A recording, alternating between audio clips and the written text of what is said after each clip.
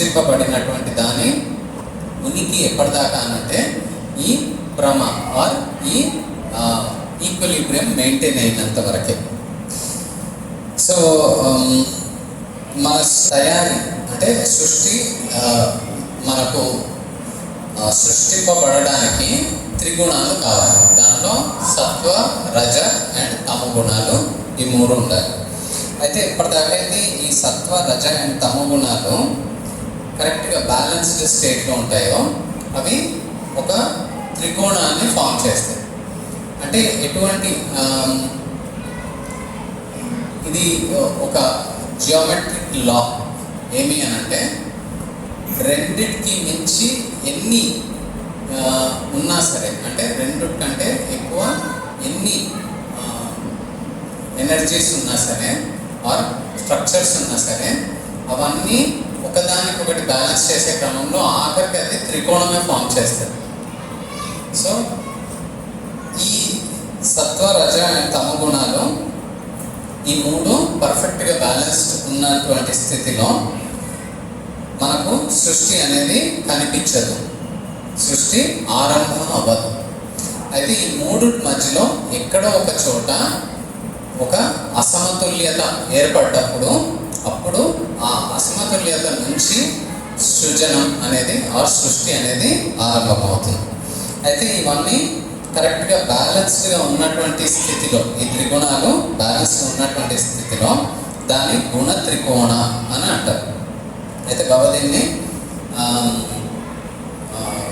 అనంత సూత్రంలో త్రిగుణాత్మిక అశేష త్రికోణోధార అని చెప్పారనమాట. అంటే రకరకాల స్ట్రక్చర్స్ ఉన్నటువంటి ఈ సృష్టిలో అవి ఫైనల్గా ఏదైతే ఆ లా ఉందో దాన్ని బట్టి రెండిటి కంటే ఎక్కువ ఉన్నటువంటి క్రమంలో అది ఒక అనేది ఫైనల్గా ఒక స్టేబుల్ స్ట్రక్చర్ కింద ఫామ్ చేస్తుంది.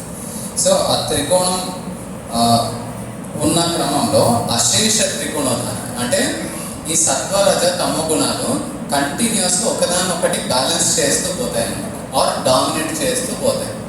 సో దానివల్ల ఏమవుతుంది అని అంటే ఒక దానిలో ఇంకోటి, ఇంకో దానిలో ఇంకోటి అట్లా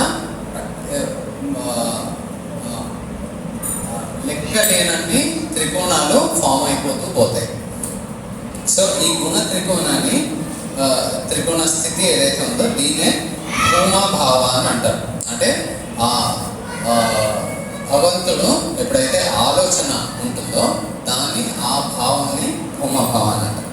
అండ్ దీంట్లో అంటే ఈ గుణ త్రికోణాల్లో ఎప్పుడైతే అసమతుల్యత ఏర్పడుతుందో అప్పుడు సృష్టి సృజించడం స్టార్ట్ అవుతుంది, అంటే సృష్టి క్రియేషన్ స్టార్ట్ అవుతుంది.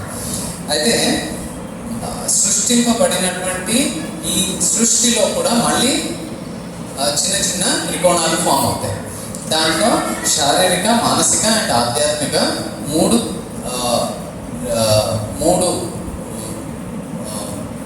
ఈ గుణాలు ఏవైతే ఉంటాయో దానివల్ల ఫామ్ అయ్యేది లోక త్రికోణం, ఆర్ దీన్ని అనుభావ అని కూడా అంటారు. ఒకవేళ ఈ లోక త్రికోణంలో ఎప్పుడైనా ఇంబ్యాలెన్స్ జరిగింది ఆర్ దీంట్లో ఏదైనా అలజడి జరిగింది అంటే దాని గుణ త్రికోణాల్లో సృష్టి సృజింపబడుతుంది. కానీ లోక త్రికోణాల్లో ఎప్పుడైతే అసమతుల్యత ఏర్పడుతుందో అప్పుడు ప్రళయం వస్తుంది, సృష్టి కొనసాగదు, అక్కడ ప్రళయం వస్తుంది. అయితే బాబా ఏం చెప్తున్నారు అని అంటే మనము ఏది చేసి అయినా సరే ఈ త్రికోణ అంటే ఈ భ్రమ ఏదైతే ఉందో, ఈక్విలిబ్రియం ఉందో దీన్ని అసమతుల్యత అయ్యే విధంగా కాకుండా చూసుకోవాలి ఏం చేసి అయినా సరే అని చెప్తారు.